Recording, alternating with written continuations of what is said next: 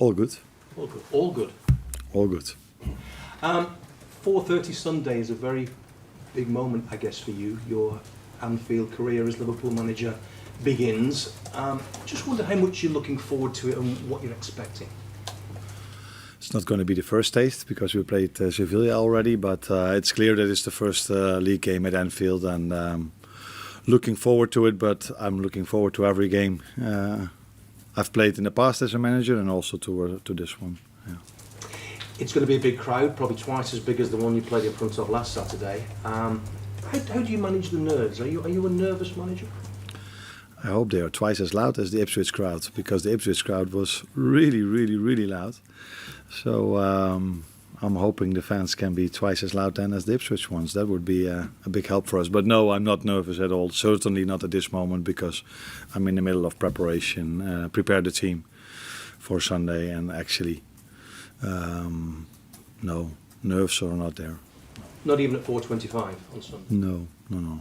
No, it wouldn't be a good thing. If you've got nerves, then probably you don't trust what you did before. You just don't trust your team. And I trust what we as a staff do during the whole week to prepare the team in the best possible way. And I trust the team a lot as well, again on Sunday. I know you've been asked in recent weeks about new signings, and obviously you've been reluctant to talk about them. Mamardashvili, is that a deal that's done or very close to being done?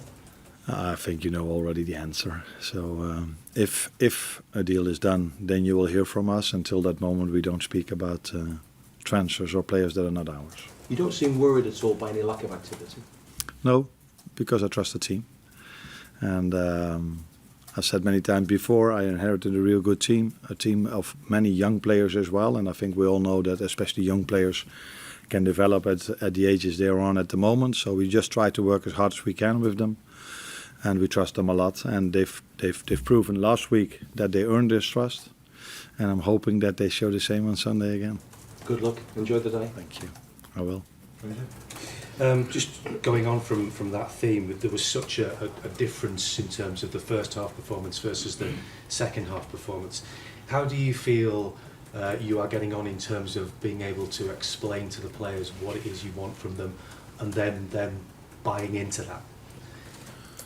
I think we're on a good track, if that's the way to say it. So, but we have to understand that some of them are only here for 3 weeks, and there's quite a large part of our group is with us for 3 weeks. So, and it's not only about us; it's also about the opponent, what they bring into the game. And I think I said it before that Ipswich put a lot of energy in the first half to make it really difficult for us, and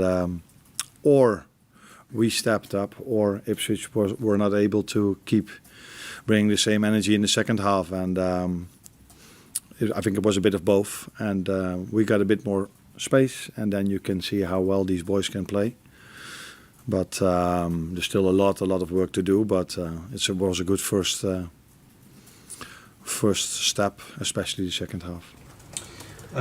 And in making substitutions at half-time, when you look at the quality of the bench that you've got, it must be great to see those options that you have. But in making sure that you are not afraid to make substitutions, are you partly learning more about the squad that you have, but also trying to create some competition? Oh, I'm learning every day still about these players, about the individuals, and also how they cooperate with each other. So.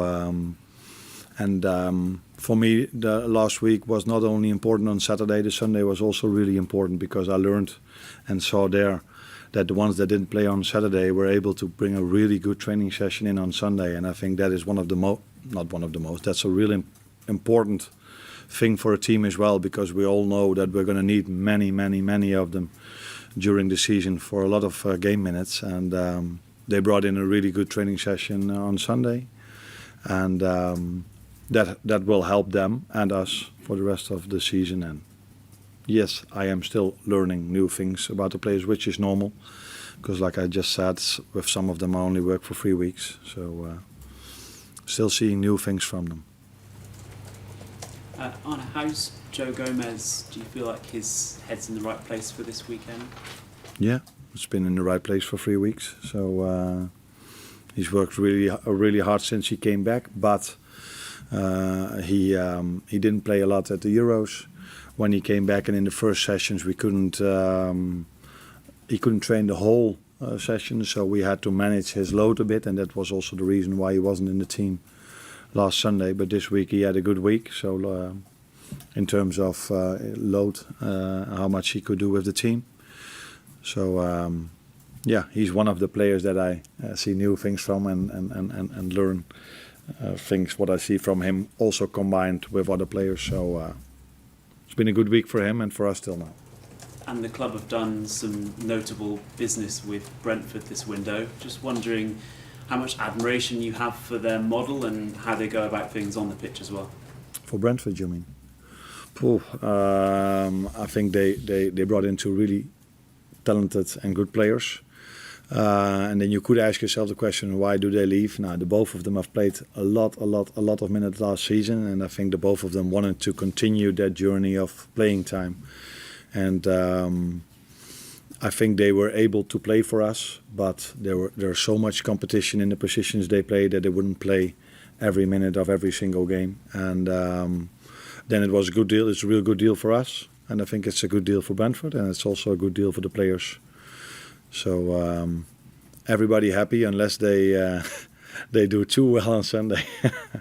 Do you admire the way Brentford play as well as? Yeah. You can see that their manager is there for a long time already. They in the last game against Crystal Palace, they could play a 4-4-2 and could play a 5-3-2, so they can change systems within a game. And I think that's hardly impossible if you work with a group for 3, 4 or 5 weeks, let alone maybe even after a year. It's still not possible, because it's so difficult to bring the best out of them in one system. So if you can play two systems with them, yeah, you have to make the conclusion that Thomas Frank is doing a real good job over there for a lot of years already, and they played a real good first game as well as a good pre-season. So it's going to be a challenge for us on Sunday again to play them. How has Jarell Quansah reacted since being taken off at half-time against Ipswich? In a way you would expect a player to react. So I spoke to him immediately after the game. Spoke to him the day after on Sunday, and in the end of that conversation he asked if he could train Sunday. So normally he should have done recovery, he wanted to train. And unfortunately, I think it was Tuesday that he picked up a bit of an injury, so he couldn't train on Wednesday, and let's see if he can train today. But he reacted in a way every player should react, but I don't think there was that much into it, although maybe the language was a problem, because what I said was he did not lose every duel, but he lost one or two important ones, and one of them was just before half-time. And from what's been told to me, it's like that I've said that he lost every duel, which he didn't. He did not do. We as a team lost too many duels, and he lost one or two as well. And this is also what I said to the team the day after. That it was not about Jarell, that we as a team didn't do well. But in my opinion, the only threat at that moment from Ipswich was Delap, and he won one or two important duels. And I was trying to get that strength out of their team by bringing in Ibu. Mm-hmm. And you sold a couple of younger players this transfer window. Some fans might be concerned that you might be letting some promising talent go a little too soon. Do you understand where they're coming from? Yeah, that's always a difficult one, because young players want to play as well, and if they want to develop, they have to play. And it's always like this, so they come through the ranks of the youth academy, and either then you're good enough to play for us many minutes, or you're still not there, or there's too much competition in your position. And I think still this team, which what we have a lot of homegrown players, and one of them, trainer only, is also training with us on a daily basis, but only 17 yet. So this club will always bring good youngsters, and it's always a challenge to find the right moment, either to play them, or if they've played quite a lot of minutes, they want to make their next step in their career. And if that is not possible because Virgil van Dijk is playing here, or Mo Salah is playing here, or all the other top players are playing here, then it's the best for them and also for the club to let them go. Because you always want to take care of your own interest, but you also have a responsibility to the players. And if they want to play somewhere and it's not possible for us, and they're not happy with 500 or 600 minutes, because these youngsters didn't play much Premier League games, they played a few games in the cup, then then you have to, in my opinion, let them develop somewhere else. Thank you. Carl.